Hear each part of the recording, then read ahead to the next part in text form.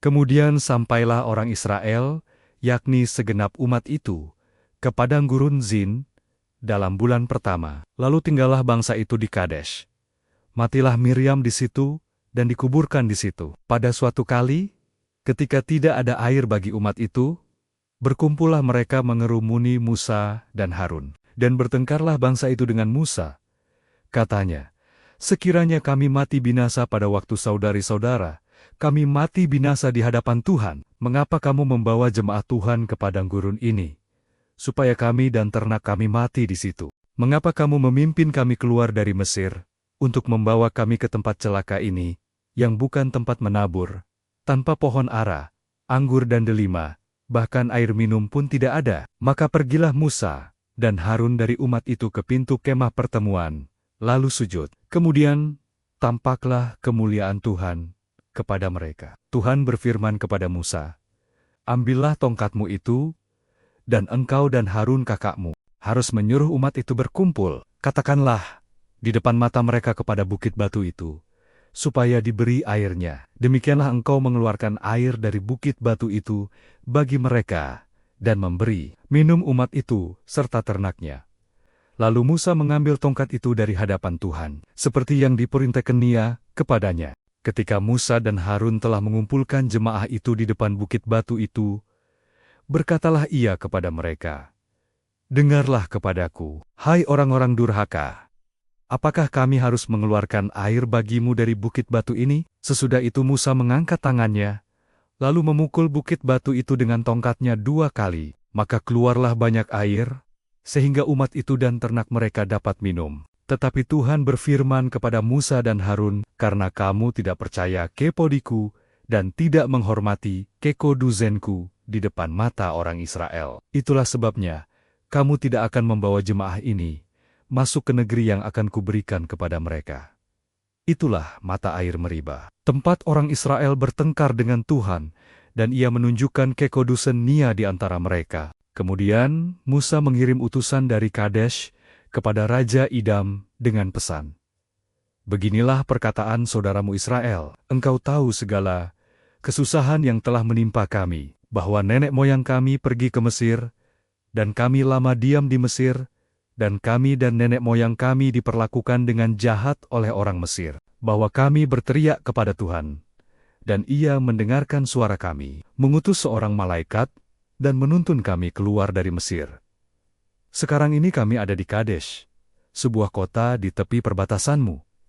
Izinkanlah kiranya kami melalui negerimu. Kami tidak akan berjalan melalui ladang-ladang dan keban-keban anggurmu, dan kami tidak akan minum air sumurmu. Jalan besar saja akan kami jalani, dengan tidak menyimpang ke kanan atau ke kiri, sampai kami melalui batas daerahmu." Tetapi orang Edom berkata kepada mereka, "Tidak boleh kamu melalui daerah kami. Nanti kami keluar menjumpai kamu dengan pedang." Lalu berkatalah orang Israel kepadanya, "Kami akan berjalan melalui jalan raya, dan jika kami dan ternak kami minum airmu, maka kami akan membayar uangnya. Asal kami diizinkan, lalu dengan berjalan kaki. Hanya itu saja." Tetapi jawab mereka, "Tidak boleh kamu lalu." Maka keluarlah orang Edom menghadapi mereka dengan banyak rakyatnya dan dengan tentara yang kuat. Ketika orang Edom tidak mau mengizinkan orang Israel lalu dari daerahnya, maka orang Israel menyimpang meninggalkannya. Setelah mereka berangkat dari Kadesh, sampailah segenap umat Israel ke Gunung Hore. Lalu berkatalah Tuhan kepada Musa dan Harun dekat Gunung Hore, di perbatasan tanah Edom, "Harun akan dikumpulkan kepada kaum leluhurnya, sebab ia tidak akan masuk ke negeri yang kuberikan kepada orang Israel. Karena kamu berdua telah mendurhaka kepada titaku dekat mata air Meriba. Panggillah Harun dan Eliezer, anaknya, dan bawalah mereka naik ke Gunung Hor. Tanggalkanlah pakaian Harun, dan kenakanlah itu kepada Eliezer, anaknya. Kemudian Harun akan dikumpulkan kepada kaum leluhurnya, dan mati di sana." Lalu Musa melakukan seperti yang diperintahkan Tuhan. Mereka naik ke gunung Hor sedang segenap umat itu memandangnya. Musa menanggalkan pakaian Harun dan mengenakannya kepada Eliezer, anaknya. Lalu matilah Harun di puncak gunung itu. Kemudian Musa dengan Eliezer turun dari gunung itu. Ketika segenap umat itu melihat bahwa Harun telah mati, maka seluruh orang Israel menangisi Harun 30 hari lamanya. Raja negeri Arad, orang Kanaan yang tinggal di tanah Negab, mendengar bahwa Israel datang dari jalan Atarim. Lalu ia berperang melawan Israel, dan diangkutnya beberapa orang tawanan daripada mereka, maka bernazarlah orang Israel kepada Tuhan. Katanya, "Jika engkau serahkan bangsa ini sama sekali ke dalam tangan kami, kami akan menumpas kota-kota mereka sampai binasa." Tuhan mendengarkan permintaan orang Israel, lalu menyerahkan orang Kanaan itu. Kemudian orang-orang itu dan kota Katania ditumpas sampai binasa. Itulah sebabnya tempat itu dinamai Horma. Setelah mereka berangkat dari Gunung Hor, berjalan ke arah Laut Teberau untuk mengelilingi tanah Edom, maka bangsa itu tidak dapat lagi menahan hati di tengah jalan. Lalu mereka berkata-kata melawan Allah dan Musa, "Mengapa kamu memimpin kami keluar dari Mesir, supaya kami mati di padang gurun ini? Sebab di sini tidak ada roti dan tidak ada air. Dan akan makanan hambar ini kami telah muak." Lalu Tuhan menyuruh ular-ular tedung ke antara bangsa itu, yang memagut mereka, sehingga banyak dari orang Israel yang mati. Kemudian datanglah bangsa itu mendapatkan Musa dan berkata, "Kami telah berdosa, sebab kami berkata-kata melawan Tuhan dan engkau. Berdoalah kepada Tuhan, supaya dajo kenia ular-ular ini daripada kami." Lalu Musa berdoa untuk bangsa itu. Maka berfirmanlah Tuhan kepada Musa, "Buatlah ular tedung, dan taruhlah itu pada sebuah tiang. Maka setiap orang yang terpagut, jika ia melihatnya, akan tetap hidup." Lalu Musa membuat ular tembaga dan menaruhnya pada sebuah tiang. Maka jika seseorang dipagut ular, dan ia memandang kepada ular tembaga itu, tetaplah ia hidup. Kemudian berangkatlah orang Israel, lalu berkemah di Obot. Berangkatlah mereka dari Obot, lalu berkemah dekat reruntuhan di Abarim, di padang gurun yang di sebelah timur Moab. Dari situ berangkatlah mereka, lalu berkemah di lembah Zeret. Dari situ berangkatlah mereka, lalu berkemah di seberang sungai Arnon yang di padang gurun dan yang keluar dari daerah orang Amori. Sebab sungai Arnon ialah batas Moab, di antara orang Moab dan orang Amori. Itulah sebabnya dikatakan dalam kitab peperangan Tuhan, Waheb di Sufa, dan lembah-lembah ke sungai Arnon, dan lereng lembah-lembah. Lereng itu terbentang ke tempat di mana terletak kota Ar, dan bersandar pada batas daerah Moab. Dari sana mereka ke Bir. Inilah sumur di mana Tuhan berfirman kepada Musa, "Kumpulkanlah bangsa itu, maka aku akan memberikan air kepada mereka." Pada waktu itu, orang Israel menyanyikan nyanyian ini, "Berbual-bualah, hai sumur, mari kita bernyanyi, yeni, berbah les palison." Karena sumur yang digali oleh raja-raja, yang dikorek oleh kaum bangsawan di antara bangsa itu, dengan tongkat-tongkat kerajaan, dengan tongkat-tongkat mereka, dan dari padang gurun, mereka ke Matana, dari Matana ke Nahaliel, dari Nahaliel ke Bamot, dari Bamot ke lembah yang di daerah Moab, dekat puncak gunung Pisga, yang menghadap padang belantara. Kemudian orang Israel mengirim utusan kepada Sihan, raja orang Amori, dengan pesan, "Izinkanlah kami melalui negerimu. Kami tidak akan menyimpang masuk ke ladang-ladang dan keben-keben anggurmu. Kami tidak akan minum air sumurmu. Di jalan besar saja kami akan berjalan, sampai kami melalui batas daerahmu." Tetapi Sihan tidak mengizinkan orang Israel berjalan melalui daerahnya. Bahkan ia mengumpulkan seluruh laskarnya, lalu keluar ke padang gurun menghadapi orang Israel. Dan sesampainya di Yahas, berperanglah ia melawan orang Israel. Tetapi orang Israel mengalahkan dia dengan mata pedang, dan menduduki negerinya dari sungai Arnon, sampai ke sungai Yabok, sampai kepada Bani Amon. Sebab batas daerah Bani Amon itu kuat. Dan orang Israel merebut segala kota itu. Lalu menetaplah mereka di segala kota orang Amori, di Hesibon dan segala anak kotanya. Sebab Hesibon ialah kota kediaman Sihan, raja orang Amori. Raja ini tadinya berperang melawan Raja Moab yang lalu, dan merebut dari tangannya seluruh negerinya sampai ke sungai Arnon. Itulah sebabnya penyer-penyer berkata, "Datanglah ke Hesibon, baiklah dibangun, dan baiklah diperkuat kota kediaman Sihan itu. Sebab api keluar dari Hesibon, nyala dari kota kediaman Sihan, yang memakan habis Ar-Moab, yang berkuasa atas bukit-bukit di sepanjang sungai Arnon. Celakalah engkau, ya Moab, binasa engkau, ya bangsa Kamos. Ia membuat anak kinannya lelaki menjadi orang-orang pelarian, dan anak-anaknya perempuan menjadi tawanan kepada Sihan, raja orang Amori. Kita telah menembaki mereka, Hesibon binasa sampai ke Dibon, dan kita menanduskannya sampai ke Nofah, yang terbentang sampai ke Medeba. Demikianlah orang Israel diam di negeri orang Amori. Setelah Musa menyuruh orang mengintai kota Yeser, mereka merebut segala anak kota Yeser dan menghalau orang-orang Amori yang ada di situ. Kemudian berpalinglah mereka dan maju ke arah Bazen. Lalu Oge, raja Bazen, beserta segala rakyatnya maju ke Edrei, menjumpai mereka untuk berperang. Tetapi Tuhan berfirman kepada Musa, "Janganlah takut kepadanya, sebab aku menyerahkan dia dengan seluruh rakyatnya dan negerinya ke dalam tanganmu, dan haruslah kau lakukan kepadanya, seperti yang kau lakukan kepada Sihan, raja orang Amori, yang diam di Hesibon." Maka mereka mengalahkan dia dan anak-anaknya, dan seluruh rakyatnya, sehingga seorang pun dari mereka tidak ada yang dibiarkan terlepas. Lalu mereka menduduki negerinya.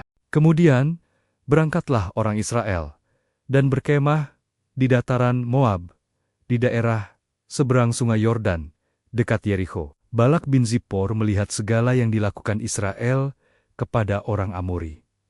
Maka sangat gentarlah orang Moab terhadap bangsa itu, karena jumlahnya banyak, lalu muak, dan takutlah orang Moab karena orang Israel. Lalu berkatalah orang Moab kepada para tua-tua Midian, "Tentu saja, laskar besar itu akan membabat habis segala sesuatu yang di sekeliling kita, seperti lembu membabat habis tumbi-tambian hijau di padang." Adapun pada waktu itu, Balak bin Zippor menjadi raja Moab. Raja ini mengirim utusan kepada Bileam bin Bir, ke Petor yang di tepi sungai Efrat, ke negeri Tmunmen sebangsanya, untuk memanggil dia dengan pesan, "Ketahuilah, ada suatu bangsa keluar dari Mesir. Sungguh, sampai tertutup permukaan bumi olehnya, dan mereka sedang berkemah di depanku. Karena itu, datanglah dan kutuk bangsa itu bagiku, sebab mereka lebih kuat daripadaku. Mungkin aku sanggup mengalahkannya, dan menghalaunya dari negeri ini, sebab aku tahu, siapa yang kau berkati, dia beroleh berkat. Dan siapa yang kau kutuk, dia kena kutuk."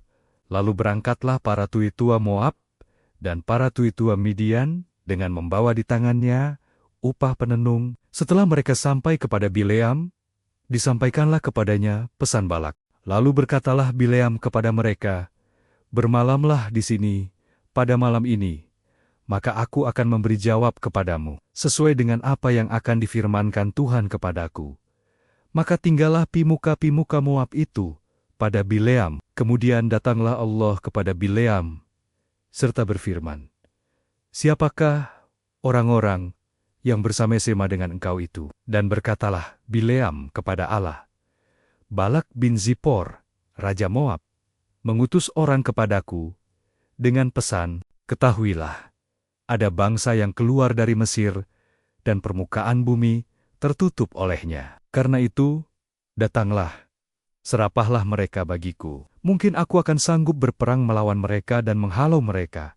Lalu berfirmanlah Allah kepada Bileam, 'Janganlah engkau pergi bersama-sama dengan mereka. Janganlah engkau mengutuk bangsa itu, sebab mereka telah diberkati.' Bangunlah Bileam pada waktu pagi, lalu berkata kepada pemuka-pemuka Balak, 'Pulanglah ke negerimu, sebab Tuhan tidak mengizinkan aku pergi bersama-sama dengan kamu.' Lalu berangkatlah pemuka-pemuka Moab itu, dan setelah mereka sampai kepada Balak, berkatalah mereka, 'Bileam menolak datang bersama-sama dengan kami.' Tetapi Balak mengutus pula pimuka-pimuka lebih banyak dan lebih terhormat dari yang pertama. Setelah mereka sampai kepada Bileam, berkatalah mereka kepadanya, 'Beginilah kata Balak bin Zippor, janganlah biarkan dirimu terhalang-halang untuk datang kepadaku, sebab aku akan memberi upahmu sangat banyak. Dan apapun yang kau minta daripadaku, aku akan mengabulkannya. Datanglah, dan serapahlah bangsa itu bagiku. Tetapi Bileam menjawab kepada pegawai-pegawai Balak, sekalipun Balak memberikan kepadaku emas dan perak seistana penuh, aku tidak akan sanggup berbuat sesuatu, yang kecil atau yang besar, yang melanggar titah Tuhan, Allahku. Oleh sebab itu, baiklah kamu pun tinggal di sini pada malam ini, supaya aku tahu, apakah pula yang akan difirmankan Tuhan kepadaku. Datanglah Allah kepada Bileam pada waktu malam, serta berfirman kepadanya, jikalau orang-orang itu memang sudah datang untuk memanggil engkau, bangunlah, pergilah bersama-sama dengan mereka. Tetapi hanya apa yang akan kufirmankan kepadamu harus kau lakukan. Lalu bangunlah Bileam pada waktu pagi, dipelanainyalah keledainya yang betina, dan pergi bersama-sama dengan pemuka-pemuka Moab. Tetapi bangkitlah murka Allah ketika ia pergi, dan berdirilah malaikat Tuhan di jalan sebagai lawannya. Bileam mengendarai keledainya yang betina, dan 2 orang bujangnya ada bersama-sama dengan dia. Ketika keledai itu melihat malaikat Tuhan berdiri di jalan, dengan pedang terhunus di tangannya, menyimpanglah keledai itu dari jalan dan masuk ke ladang. Maka Bileam memukul keledai itu untuk memalingkannya kembali ke jalan. Kemudian pergilah malaikat Tuhan berdiri pada jalan yang sempit di antara kebun-kebun anggur dengan tembok sebelah menyebelah. Ketika keledai itu melihat malaikat Tuhan, ditekankannya dirinya kepada tembok, sehingga kaki Bileam terhimpit kepada tembok. Maka ia memukulnya pula. Berjalanlah pula malaikat Tuhan terus, dan berdirilah ia pada suatu tempat yang sempit, yang tidak ada jalan untuk menyimpang ke kanan atau ke kiri. Melihat malaikat Tuhan meniaraplah keledai itu dengan Bileam masih di atasnya. Maka bangkitlah amarah Bileam.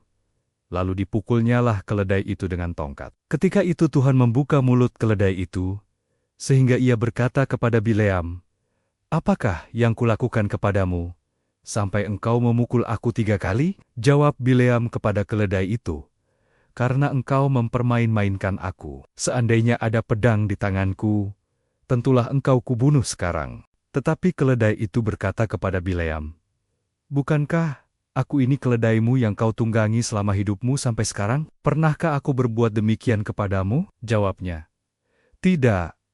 Kemudian Tuhan menyingkapkan mata Bileam. Dilihatnyalah malaikat Tuhan, dengan pedang terhunus, di Tanggonia berdiri di jalan. Lalu berlututlah ia dan sujud. Berfirmanlah malaikat Tuhan kepadanya, "Apakah sebabnya engkau memukul keledaimu sampai 3 kali? Lihat, aku keluar sebagai lawanmu. Sebab jalan ini, pada pemondanggonku, menuju kepada kebinasaan." Ketika keledai ini melihat aku, telah 3 kali ia menyimpang dari hadapanku. Jika ia tidak menyimpang dari hadapanku, tentulah engkau yang kubunuh pada waktu itu juga, dan dia kubiarkan hidup. Lalu berkatalah Bileam kepada malaikat Tuhan, "Aku telah berdosa, karena aku tidak mengetahui bahwa engkau ini berdiri di jalan menentang aku. Maka sekarang, jika hal itu jahat di matamu, aku mau pulang." Tetapi malaikat Tuhan berfirman kepada Bileam, "Pergilah bersama-sama dengan orang-orang itu, tetapi hanyalah perkataan yang akan kukatakan kepadamu harus kau katakan." Sesudah itu pergilah Bileam bersama-sama dengan pimuka-pimuka Balak itu. Ketika Balak mendengar bahwa Bileam datang, keluarlah ia menyongsong dia sampai ke kota Moab di perbatasan sungai Arnon, pada ujung perbatasan itu. Dan berkatalah Balak kepada Bileam, "Bukankah aku sudah mengutus orang memanggil engkau? Mengapakah engkau tidak hendak datang kepadaku? Sungguhkah tidak sanggup aku memberi upahmu?" Tetapi berkatalah Bileam kepada Balak, "Ini aku sudah datang kepadamu sekarang. Tetapi akan mungkinkah aku dapat mengatakan apa-apa? Perkataan yang akan ditaruh Allah ke dalam mulutku, itulah yang akan kukatakan." Lalu pergilah Bileam bersama-sama dengan Balak, dan sampailah mereka ke Kiriatazot. Balak mengorbankan beberapa ekor lembu sapi dan kambing domba, dan mengirimkan sebagian kepada Bileam, dan kepada pimuka-pimuka yang bersama-sama dengan dia. Keesokan harinya Balak mengambil Bileam, dan membawa dia mendaki bukit Baal. Dari situ dilihatnyalah bagian yang paling ujung dari bangsa Israel.